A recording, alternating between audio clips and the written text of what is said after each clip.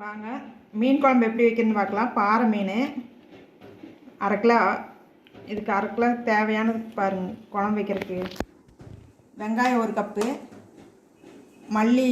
மல்லித்தூள் 2 கப்பு, மிளகாத்தூள் வீட்டில் அரைச்சது 1.5 ஸ்பூனு, அரை ஸ்பூன் மஞ்சத்தூள், தேங்காய் இதுக்குள்ளேயே போட்டு வெங்காயத்தில் வணக்கி இதுலேயே போட்டு அரைச்சிக்கலாம். வெங்காயம் இது தேங்காய் கொஞ்சம், புளி அரை கப்பு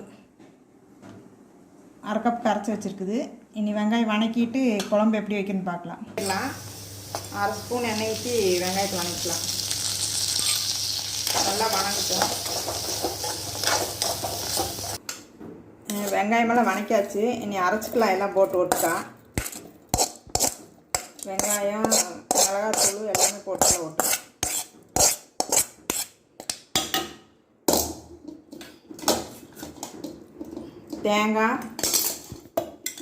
தேங்காயும் போட்டுடலாம். நான் தக்காளியெல்லாம் ஒன்றும் போட மாட்டேன், புளி மட்டும்தான் ஊற்றுவேன். நல்லா டேஸ்ட்டாக இருக்கும். நீங்கள் செஞ்சு பாருங்க. எல்லாம் அரைச்சிக்கலாம். இங்கே வடக்கல் வச்சுட்டு சட்டி வச்சு தேங்காயெல்லாம் போட்டு அரைச்சாச்சு, மிளகாத்தூளெல்லாம் போட்டு. இனி எண்ணெய்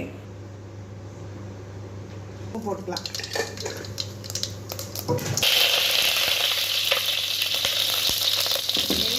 மிளகாய் கூட்டு போட்டுக்கலாம்.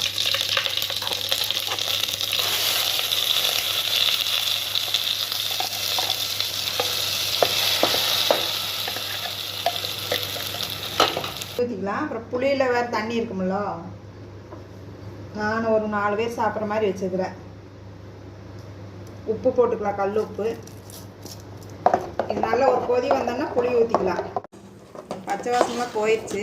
இனி புளி ஊற்றலாம். புளி ஊற்றி ஒரு 1/4 மணி நேரம் கொதிக்கிட்டு.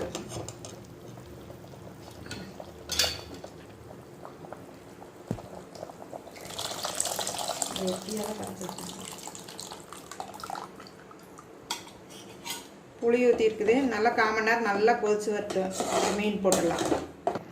புளி ஊற்றி நல்லா பச்சை வாசமெல்லாம் போயிடுச்சு. இனி மீன் போட்டுடலாம். நல்லா தவண்டு வந்துடுச்சு, கெட்டியாகிடுச்சு குழம்பு ஓரளவுக்கு. மீன் போட்டு ஒரு 10 நிமிஷம் கழிச்சு எடுத்துக்கலாம்.